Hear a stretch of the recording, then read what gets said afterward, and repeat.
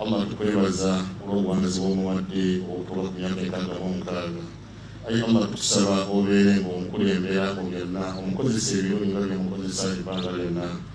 Ayi Allah tukusaba obeere ng'omukuuma, ng'omusaako obukuumi bwo, omuwonya amaaso amabi, omuwonya abakyamu. Allah obeere ng'omulaga ebirungi ebyereere era ng'omuteeka mu bantu abalungi. Allah tukusaba oteeka emikisa ku Buganda ne Uganda bonna.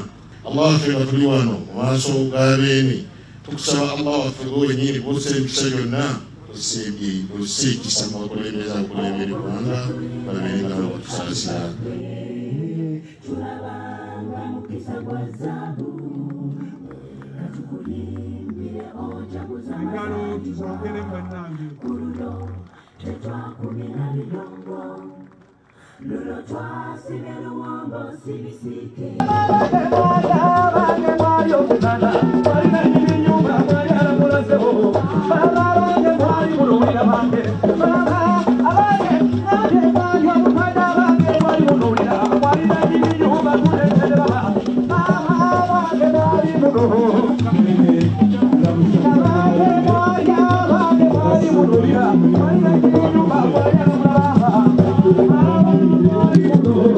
If you hear a Muganda talk Baganda, you know he's an enemy of Baganda, number one.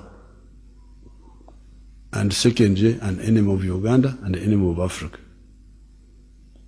And we shall crush those enemies as we have done in the past. Yeah. You preach your nonsense, we shall answer you by word. And if you go beyond word and want something else, you'll also get it. This is not the first time. Allah tukwebaza olw'obuwangazi bw'omuwadde okutuuka ku myaka 56. Ayi Allah tukusaba obeere ng'omukulembera mu byonna, omukozesa ebirungi nga byemukozesa ebbanga lyonna. Ayi Allah tukusaba obeere ng'omukuuma, ng'omusaako obukuumi bwo, omuwonya amaaso amabi, omuwonya abakyamu. Allah obeere ng'omulaga ebirungi ebyereere era ng'omuteeka mu bantu abalungi. Allah tukusaba oteeka emikisa ku Buganda ne Uganda bonna.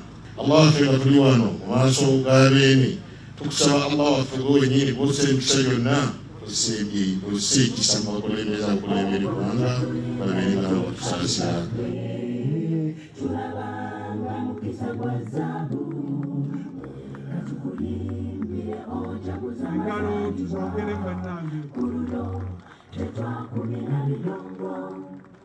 Lulo